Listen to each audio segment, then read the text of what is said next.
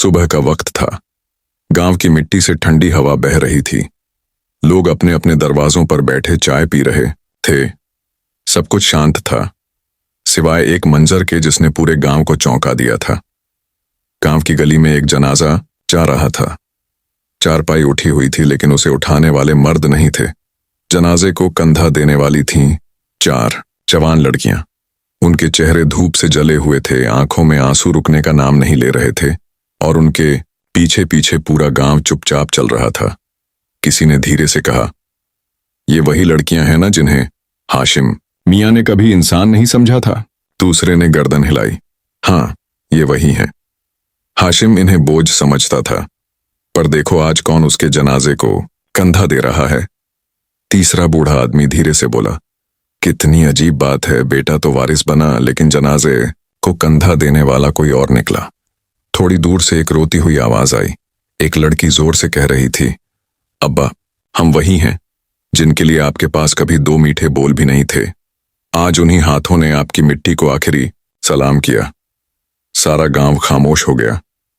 किसी की आंखों में शर्म थी, किसी के दिल में सवाल, और उन्हीं सवालों के बीच से शुरू हुई एक कहानी। एक ऐसी कहानी जो गांव वालों के लिए नया नहीं था, पर किसी ने कभी सुना नहीं था। हाशिम मियां गांव के पुराने जमींदार थे। उनका घर बड़ा था, लेकिन दिल बहुत छोटा। उनकी 3 बेटियां थीं, चारा, मीनल और सुहाना। पर हाशिम को बेटियों से कोई लगाव नहीं था। उसके लिए असली खून बस उसका बेटा था, फरहान। हर सुबह तीनों बहनें सिर पर टोकरा और हाथ में दरांती लेकर खेतों की तरफ निकल जाती। सारा दिन जानवरों की देखभाल, घास काटना, पानी भरना, घर का झाड़ू पोंछा, सब कुछ उनके हिस्से था। लेकिन हाशिम की आंखों में उनके लिए कभी भी इज्जत नहीं दिखी। दूसरी ओर फरहान का दिन दूध, मक्खन और गर्म पराठों से शुरू होता। वो नहर में नहाता, साफ कपड़े पहनता और शहर के स्कूल जाता। चारा कई बार कहती, अब्बा जी, हमें भी स्कूल भेज दो, हम भी कुछ बनना चाहते हैं। हाशिम हंस पड़ता, तुम्हारे पढ़ने से क्या होगा? तुमने तो दूसरे घर चली जाना है। पढ़ लिख कर कौन सी नौकरी करनी है? फरहान उसी वक्त ठहाका मारता और कहता, देखो अब्बा, ये मेरी बराबरी करना चाहती हैं। समय बीतता गया। बहनों ने मेहनत करना नहीं छोड़ा और हाशिम ने फर्क करना नहीं छोड़ा। जब मां बीमार पड़ी, बेटियों ने सारी सेवा की। फरहान तो बस मोबाइल पर लगा रहता, दोस्तों के साथ बाइक घुमाता, लेकिन हाशिम को बस फरहान ही दिखता था। एक दिन हाशिम को दिल का दौरा पड़ा। अस्पताल ले जाया गया, मगर वक्त हाथ से निकल गया। जैसे ही खबर आई, फरहान शहर से आया। आते ही सबसे पहला सवाल किया, वसीयत कहाँ है? चारा ने चुपचाप उसकी तरफ देखा, कोई जवाब नहीं दिया। उस रात गांव में खामोशी थी, लेकिन बहनों के मन में एक फैसला तय हो चुका था। अगली सुबह वो मंजर देखने लायक था। चारपाई उठाई गई।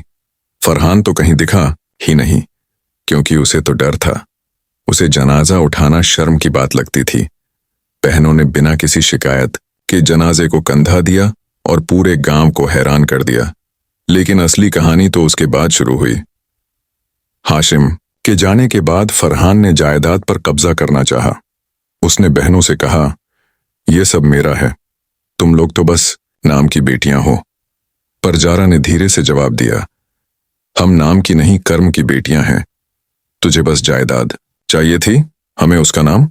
फरहान ने वकील बुलाया, झूठे कागज बनाए, जमीन बेचनी चाहिए। लेकिन गांव में अब लोग सब समझ चुके थे। गांव के सरपंच ने कहा, जिसने बाप का जनाजा न उठाया, वो क्या हक रखता है उसकी जमीन पर? फरहान अकेला पड़ गया। कोर्ट कचहरी के चक्कर लगाए, लेकिन कुछ नहीं मिला।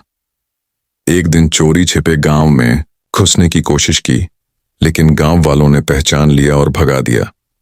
इधर बहनों ने घर का काम संभाल लिया। खेतों में फिर से हल चला, गायों का दूध निकला और घर की रसोई फिर से जली। गांव वाले अब उन्हें हाशिम की बेटियां नहीं, बल्कि गांव की शेरनियां कहते थे।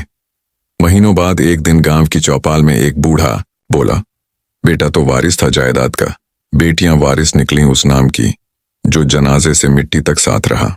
और यूं एक नई कहानी बनी, एक बाप की जिसने बेटों को सिर पर बैठाया और बेटियों को नजरअंदाज किया, और बेटियों की जिन्होंने बाप की लाश को नहीं छोड़ा, लेकिन उसके बनाए हर जख्म को चुपचाप सहा और आखिर में उस घर को दोबारा जिंदा किया।